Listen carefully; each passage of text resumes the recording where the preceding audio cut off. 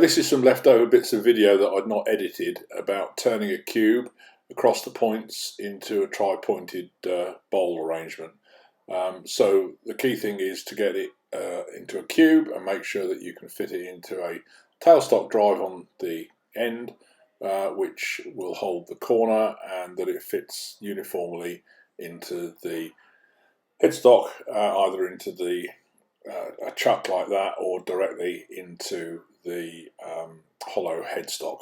The main thing is to get it nice and symmetrical. You have to watch your fingers. You can see there the two apexes in the ghost that I'm going to cut to reveal the tri-pointed arrangement that you get when you go straight across on a cube. So nice sharp tool, nice and gentle, fast speed, and take your time. I'm turning down to a tenon, which I'm going to do on both ends because at some point it will need to be gripped in both directions.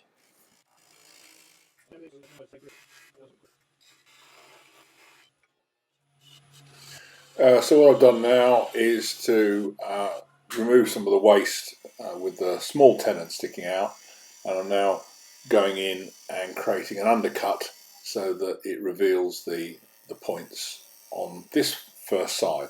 This is the tricky bit because you can easily catch the wings or of the tool or your fingers.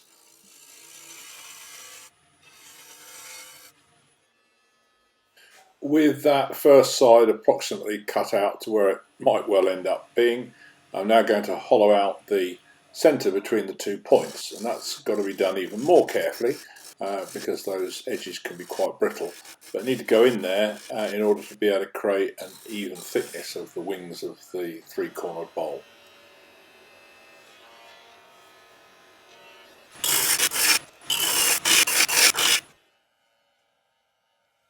So I've now reversed it onto the O'Donnell jaws with the small 25mm tenon, and I'm just going to finesse that undercut using a carbide because I couldn't quite get in there with a traditional tool.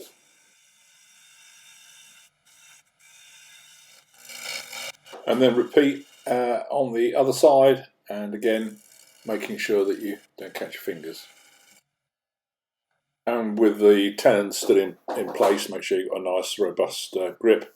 Finish off the centre to give a nice even thickness to the wings of the bowls.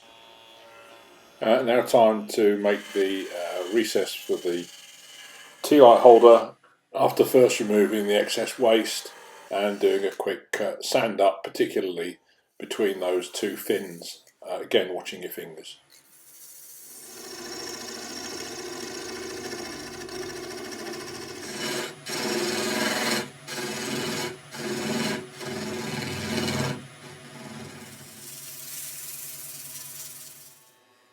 The recess for the tea light holder is the right diameter for one of the chucks.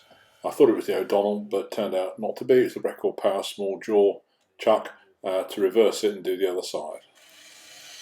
So as I started to take the meat out of the bottom, I didn't like the proportions, so I progressively removed more and more of it, and then decided to just leave the underside with a little feature so that it just balanced on the 3 corners and a tip in the middle.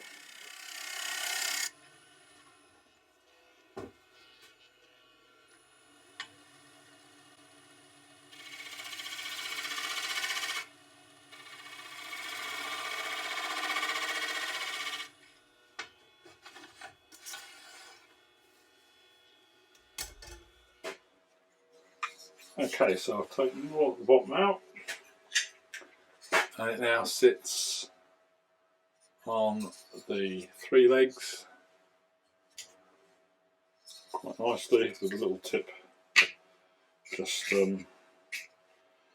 hanging off there, and that's the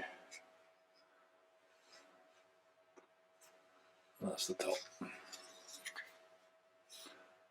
Awful wood full of worm. Great shame really, because I can't sand it properly because it keeps bouncing off the worm. Anyway, it's done. Well, because it looked so truly dreadful, I sprayed it with cellulose sanding sealer and then got out my marble spray paint stuff that I'd never used before, and covered it with that. And well, it doesn't look as bad as it did before, and at least all the wormholes are hidden.